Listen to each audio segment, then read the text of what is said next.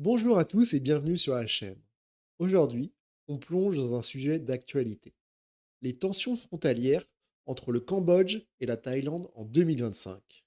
Une crise qui a atteint un niveau critique ces derniers mois. Des affrontements armés, des accusations mutuelles et une escalade diplomatique. Que se passe-t-il vraiment à la frontière de ces deux royaumes d'Asie du Sud-Est?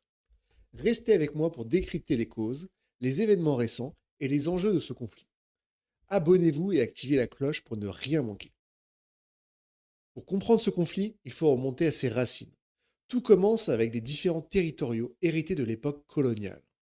En 1904, un traité franco-siamois a tracé les frontières entre le Siam, l'actuelle Thaïlande, et l'Indochine française, incluant le Cambodge.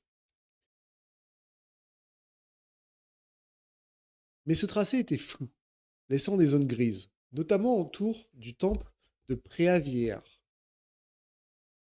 En 1962, la Cour internationale de justice, CIJ, a attribué ce temple au Cambodge, une décision confirmée en 2013. Mais d'autres zones, comme le triangle d'émeraude, restent disputées. Ces ambiguïtés historiques alimentent un fort sentiment nationaliste des deux côtés. Entre 2008 et 2011, des affrontements ont déjà fait des dizaines de morts. Aujourd'hui, en 2025, l'histoire semble se répéter, mais avec une intensité accrue. Tout a commencé à s'envenimer le 13 février 2025, quand des soldats thaïlandais ont interdit à des touristes cambodgiens de chanter leur hymne national au temple contesté de Prasat Tameuntom. Cet incident a ravivé les tensions. Puis, le 28 mai, un échange de tirs dans le triangle d'émeraude, près de Chongbok, a coûté la vie à un soldat cambodgien, le sous-lieutenant Suon Rum. Un autre incident aggrave la situation. Mi-juillet, 3 soldats thaïlandais sont blessés par une mine antipersonnel à Chongbok. Bangkok accuse le Cambodge de poser de nouvelles mines, ce que Phnom Penh dément, affirmant qu'il s'agit de reliques des guerres passées. Mais le point culminant arrive le 24 juillet 2025. Des affrontements d'une rare intensité éclatent dans les provinces de Surin, en Thaïlande, et Odar Menchue, au Cambodge. Selon Bangkok, des tirs d'artillerie et de roquettes cambodgiennes tuent 11 à 12 civils thaïlandais, dont un enfant de 8 ans. La Thaïlande riposte avec des frappes aériennes de F-16 sur des cibles militaires cambodgiennes. Dans une ampleur extrêmement importante, dans un conflit, vous le disiez très justement, qui est assez récurrent. Hein. Mais là, effectivement, ça va extrêmement vite depuis ce matin avec un déploiement d'avions de combat des F-16 du côté thaïlandais, des tirs d'artillerie du côté cambodgien, tout cela se faisant face. Je vous propose d'ailleurs de regarder des images qui sont assez saisissantes et impressionnantes qui nous viennent à l'instant de la ville de Surin. C'est une ville frontalière du côté thaïlandais où un hôpital a été touché. Je ne sais pas si on peut voir cette séquence.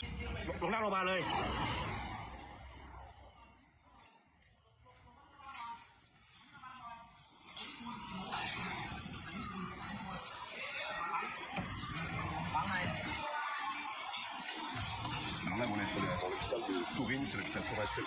Surin, c'est une ville frontalière du côté thaïlandais. Ce sont des soldats thaïs qui sont déployés et on voit qu'ils tentent d'échapper aux tirs d'artillerie qui viennent du Cambodge. Donc oui, ça va extrêmement vite. C'est un incident qui est extrêmement récurrent et qui peut effectivement, dans un contexte politique, parce que ça dure depuis quelques semaines.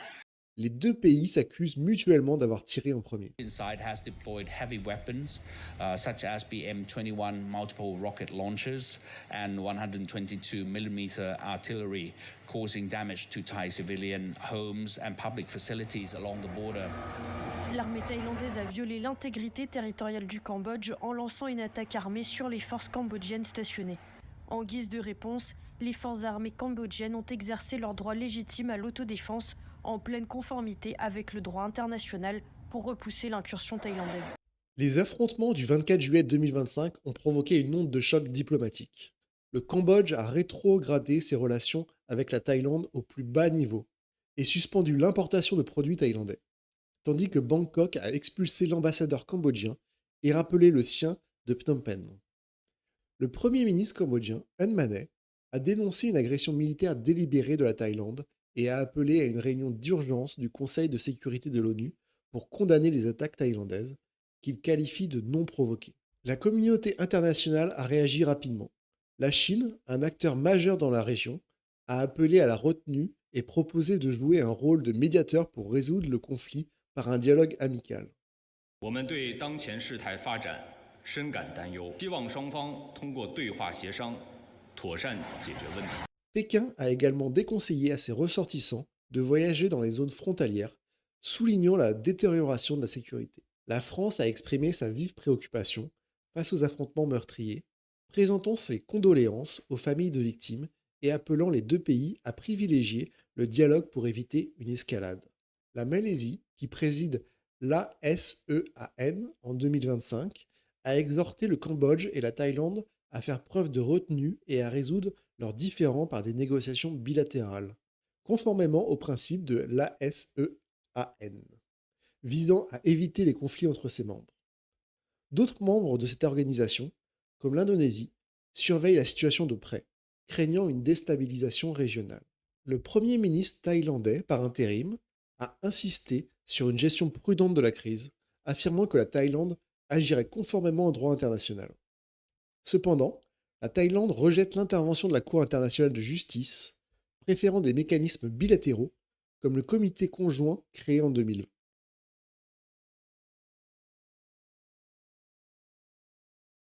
Le Premier ministre cambodgien, de son côté, a réaffirmé son intention de saisir la Cour internationale de justice pour une solution impartiale et durable. Sur le plan interne, les tensions exacerbent les crises politiques. Au Cambodge, une manifestation massive de dizaines de milliers de personnes a eu lieu à Phnom Penh le 18 juin, soutenant le gouvernement et la famille royale. En Thaïlande, le Premier ministre a été suspendu début juillet par la Cour constitutionnelle, en partie à cause d'une escalade liée à une conversation téléphonique fuitée avec Hun Sen, alimentant les tensions internes et les appels à la démission. Ce conflit ne se limite pas aux champs de bataille. Les populations frontalières vivent dans la peur. Certaines évacuent vers des refuges. Les échanges économiques, comme le commerce transfrontalier, sont paralysés. Les voyageurs sont aussi touchés. Plusieurs postes frontières, comme celui de Duong, sont fermés et d'autres, comme Chong Chom, fonctionnent avec des restrictions. La question est, vers où va-t-on ? Une résolution pacifique semble difficile tant que les deux pays campent sur leur position. La saisine de la Cour internationale de justice pourrait apaiser les tensions à long terme, mais la Thaïlande y est réticente. Pendant ce temps, le nationalisme risque d'envenimer davantage la situation. Ce conflit frontalier entre le Cambodge et la Thaïlande est bien plus qu'une simple dispute territoriale. C'est un mélange explosif d'histoire, de nationalisme et de politique. Espérons que le dialogue l'emportera sur les armes. Qu'en pensez-vous ? Laissez vos commentaires ci-dessous. Et si le sujet vous intéresse, partagez cette vidéo et abonnez-vous pour plus d'analyses géopolitiques. Sur ce, je vous souhaite une bonne journée, à bientôt.